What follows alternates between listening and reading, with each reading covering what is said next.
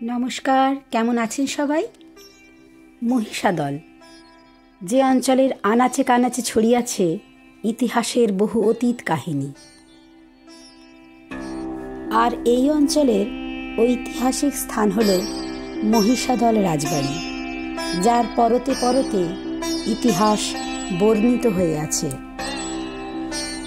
দূরে যে বাড়িটি দেখছেন এটাই পুরনো রাজবাড়ি। সম্ভবত 1840 সালে এই রাজবাড়িটি তৈরি করা হয়েছিল। জীর্ণ ফাটল ধরা আগাছায় মোড়া বহু ইতিহাসের সাক্ষী বহন করে আজও দাঁড়িয়ে আছে। বর্তমান সরকার এই রাজবাড়িটার রক্ষণাবেক্ষণের দায়িত্ব নিয়েছেন, তারই প্রস্তুতি চলছে।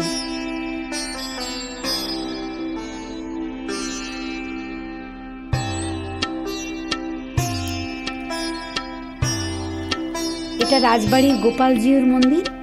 এখানে নিত্য পুজো হয়। আর দুপাশে যে দুটো ছোট ছোট মন্দির দেখতে পাচ্ছেন এগুলো শিব মন্দির। মন্দিরটা একেবারে দেখতে দক্ষিণেশ্বরের মন্দিরের মতো। লোকমুখে শোনা যায় নাকি এই মন্দিরটা দক্ষিণেশ্বরের মন্দিরের অনেক আগেই প্রতিষ্ঠা করা হয়েছিল। তখন এই অঞ্চলের জমিদার ছিলেন রাজা কল্যাণ রায়চৌধুরী। তিনি ঠিকমতো রাজস্ব দিতে না পারায় তার জমিদারি নিলামে ওঠে। মুঘল সম্রাট আকবরের উচ্চপদস্থ কর্মচারী ছিলেন জনার্দন উপাধ্যায়। তিনি 1600 শতকে নদী পথে এই মহিষাদল অঞ্চলের গেঁওখালিতে আসেন ব্যবসার জন্য। এই অঞ্চলের মনোরম পরিবেশ তাকে মুগ্ধ করে। তখন এই নিলামে ওঠা জমিদারি তিনিই কিনে নেন। তার পঞ্চম পুরুষ আনন্দলাল উপাধ্যায়ের পুত্র সন্তান না থাকায় তার স্ত্রী জানকী দেবী রাজত্বের ভার নেন। এই জানকী দেবীর মৃত্যুর পর এই জমিদারি চলে যায় তার জামাতা গুরুপ্রসাদ গর্গের হাতে। সেই থেকেই গর্গদের রাজত্ব শুরু হয় মহিষাদলে। জানকী দেবী ছিলেন প্রজাদরদী। প্রজাদের অনুরোধ রাখতে তিনি প্রথম চালু করেন মহিষাদল রথযাত্রা, যা আজও বিখ্যাত হয়ে আছে। আসলে আপনি তো শীতল মানুষ, প্রচুর শীত করে।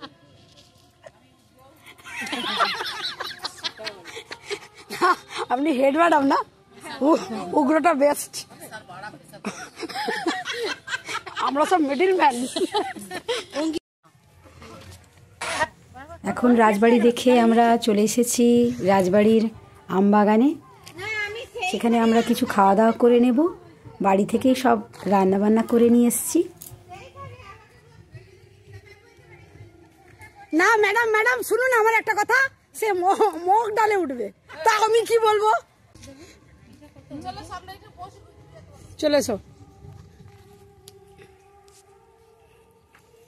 সেই ডালটায় উঠুন, সেই ডালটা, সেই পাশের ডাল, সেই মগে উঠে পড়।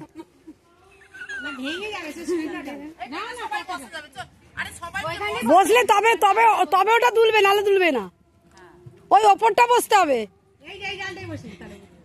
অঙ্কিতা এক লাফ দে, উঠে পড়।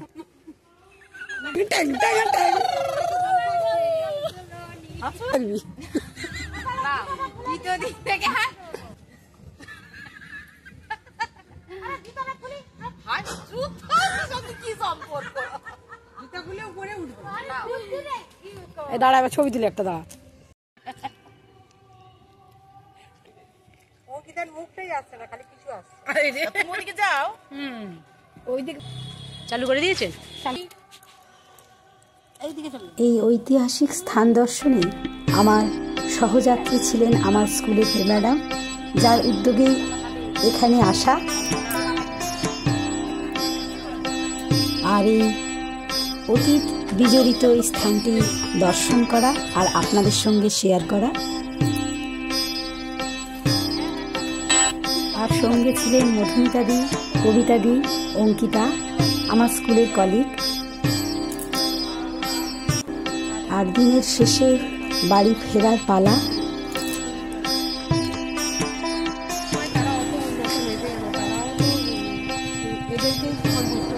দূরে দেখা গেল একটি দরগা, যা সম্প্রীতির মেলবন্ধন ঘটায়, যা আমাকে আকৃষ্ট করল।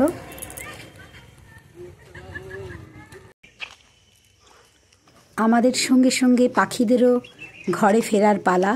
তাদের কুহুতানে দিন যেন আরও মুখরিত হয়ে উঠল। আজকে সারাদিনের এই ছোট্ট স্মৃতিমুখর দিন তোলা থাক স্মৃতির দুটি পাতায়। সবাই ভালো থাকবেন, সুস্থ